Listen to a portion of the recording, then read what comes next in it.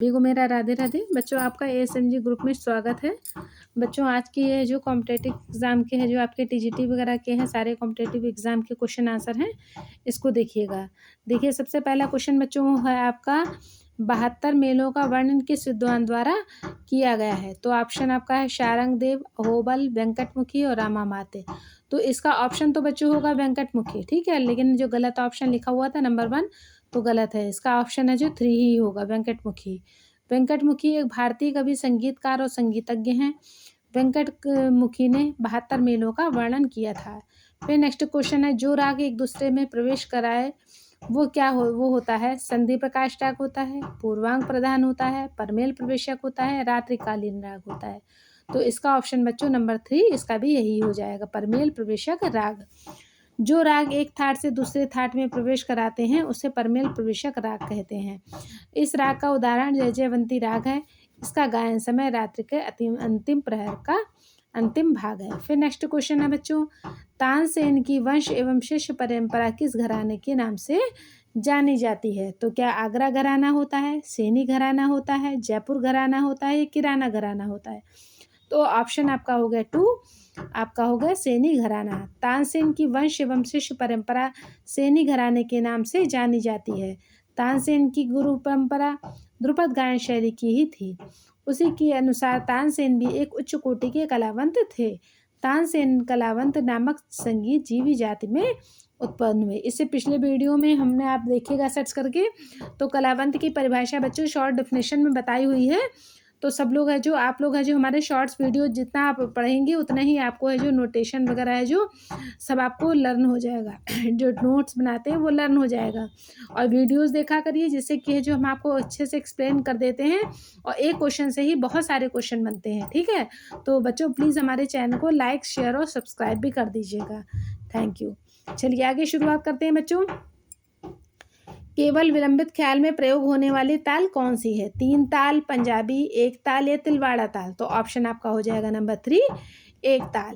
केवल विलंबित लय में ख्याल में प्रयोग होने वाली ताल एक ताल होती है। एक ताल में 12 मात्राएं होती हैं। इस ताल में विभाग होते हैं, प्रत्येक विभाग 2-2 मात्राओं के होते हैं। यह ताल छोटे व बड़े ख्याल की होती है। फिर नेक्स्ट क्वेश्चन है, एक ताल में कितने विभाग होते हैं। 2 होते हैं कि 3 होते हैं, 4 होते हैं या 6 होते हैं। तो इसका ऑप्शन बच्चों नंबर 4 होगा, 6।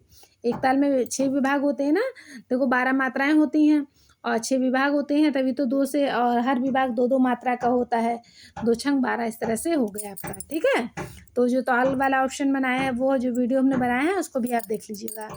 देखिए केवल विलंबित ख्याल में प्रयोग होने वाली ताल एक ताल होती है। एक ताल में 12 मात्राएं होती हैं। इस ताल में 6 विभाग होते हैं, प्रत्येक बार 2-2 मात्राओं के होते हैं। यह ताल छोटे व बड़े ख्याल की होती है। फिर है, कौन सी मूर्छना षड्ज ग्राम की नहीं है। अश्वक्रांता, उत्तरायता, रजनी या मार्गी। तो ऑप्शन इसका भी 4 बच्चों हो जाएगा, मार्गी। मार्गी मूर्छना षड्ज ग्राम की नहीं है। शेष 3 अश्वक्रांता, उत्तरायता व रजनी षड्ज ग्राम की है। ग्रामों की संख्या 3 होती है, षड्ज ग्राम, मध्यम ग्राम और आपकी गंधार ग्राम। नेक्स्ट क्वेश्चन आपका बच्चों है, विद्यारण नामक विद्वान के किस प्रकार के शब्द से है जो उन्होंने प्रस्फुटन किया। क्या स्वर का, राग का, जाति का या मेल का। तो ऑप्शन इसका भी 4 हो जाएगा, मेल। विद्यारण नामक विद्वान ने मेल शब्द का प्रस्फुटन किया था। विद्यारण 14वीं शताब्दी में दक्षिण भारत के महान धार्मिक और राजनीतिक नेता थे। ये इनके बारे में भी क्वेश्चन बन सकता है कि ये कौन थे पहले, ठीक है। फिर देखिएगा, मतंग ने नाद के कितने भेद माने हैं। 5 माने हैं, 7 माने हैं, 8 माने हैं या 3 माने हैं। तो ऑप्शन इसका हो जाएगा 4, उन्होंने 3 माने हैं। मतंग ने नाद के 3 भेद माने हैं। संगीत शास्त्रों में ओम ध्वनि को प्रणव नाद या ब्रह्मानंद की संज्ञा उन्होंने दी है। वैसे अर्थात यह नाद संपूर्ण ब्रह्मांड में जड़ या चेतन से में व्याप्त है। संगीत उपयोगी में जो नाद होते हैं वो बच्चों 2 ही होते हैं, आहत नाद और अनाहत नाद। लेकिन मतंग ने 3 नाद माने हैं। किस वजह से, ओम ध्वनि को प्रणव नाद या ब्रह्मचार की उन्होंने, ब्रह्मनाद की उन्होंने संज्ञा दी है। फिर है, माई म्यूजिक माई लाइफ की पुस्तक के लेखक कौन है। विलियम जोन्स, रविन्द्रनाथ टैगोर, पंडित रविशंकर या एस.एन.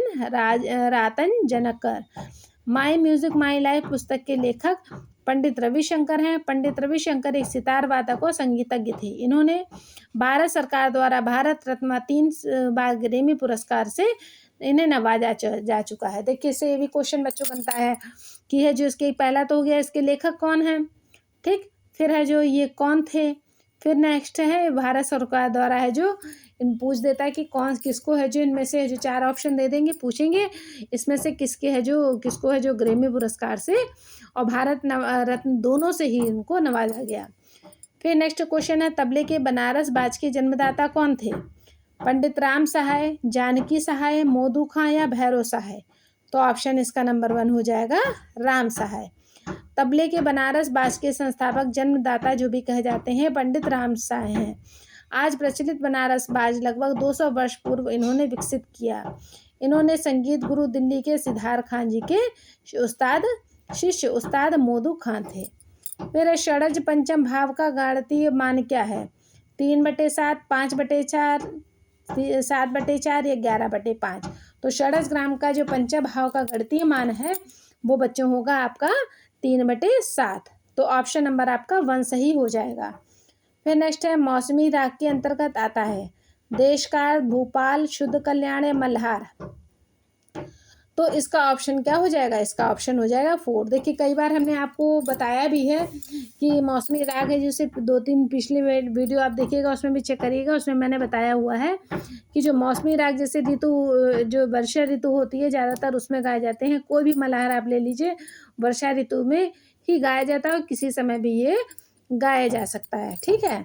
तो मौसमी राग के अंतर्गत राग मल्हार है जो आता है, इसके गायन का समय वर्षा ऋतु है। राग मेघ मल्हार बहुत ही मधुर और गंभीर वातावरण पैदा करने वाला राग है। इस राग के सभी स्वर राग मधुमाद सारंग के ही समान है। फिर देखिए पंडित पन्नालाल घोष किससे संबंधित हैं? वायलिन से, सितार से, बांसुरी से या तबले से। तो इसका ऑप्शन नंबर कौन सा हो जाएगा? 3 बांसुरी से। पंडित पन्नालाल घोष बांसुरी से संबंधित है।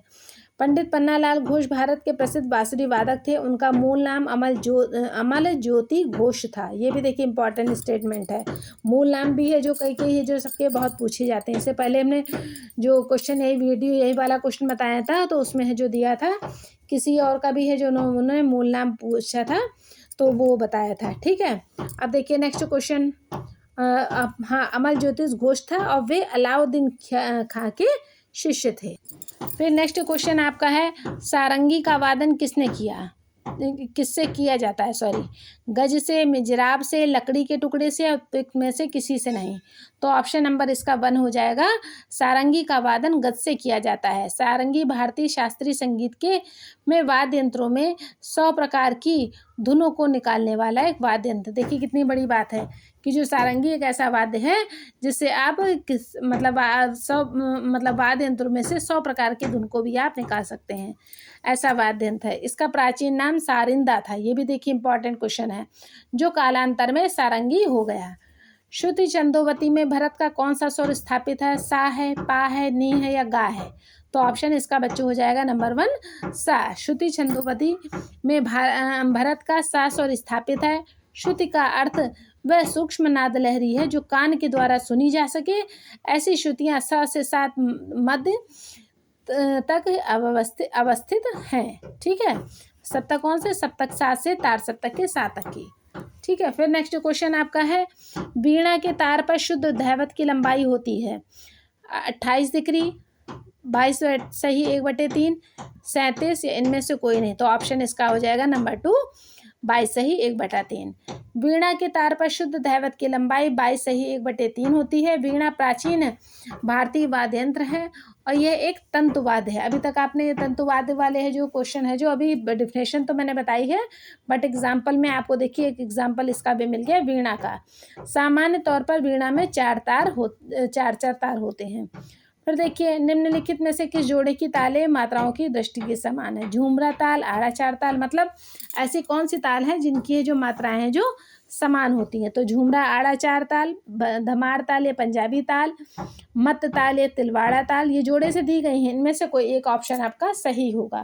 तो ऑप्शन इसका क्या हो जाएगा, नंबर 1 पे झूमरा आड़ा चार ताल। झूमरा आड़ा चार ताल जोड़े की तालें हैं, मात्राओं की दृष्टि से समान है।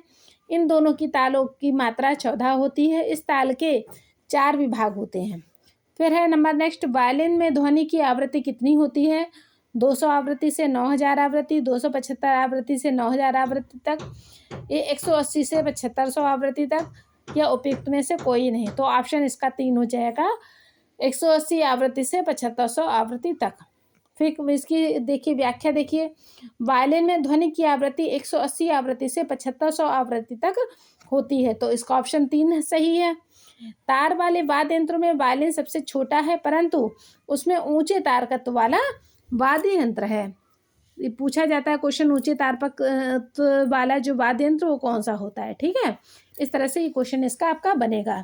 फिर नंबर नेक्स्ट है, पंडित कंठे महाराज किस प्रांत के निवासी थे, मध्य प्रदेश, बिहार, उत्तर प्रदेश या राजस्थान।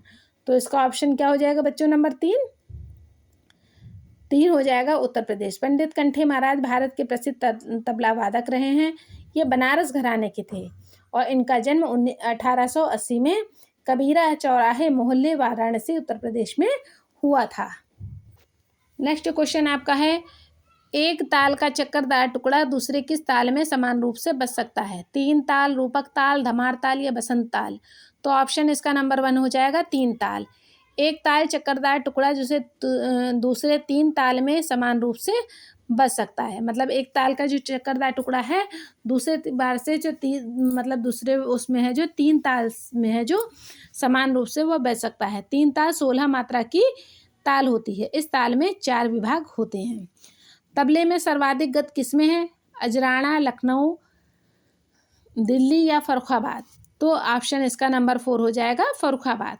फर्रुखाबाद घराना हिंदुस्तानी शास्त्रीय संगीत में उत्तर भारतीय संगीत की 6 प्रमुख घराने में से एक है। तबले में सर्वाधिक गत फर्रुखाबाद घराने में होती है। ठीक है, सर्वाधिक जो गत है किसमें पाई जाती है, फर्रुखाबाद घराने में।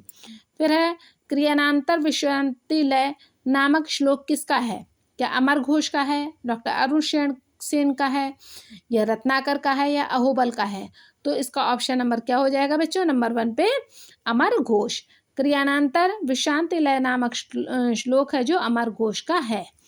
फिर नेक्स्ट क्वेश्चन है, तीव्रता का दूसरा नाम क्या है, कंप विस्तार, ऊंचा नीचापन, तारता या छोटा बड़ापन। तो ऑप्शन इसका नंबर 4 हो जाएगा, छोटा बड़ापन।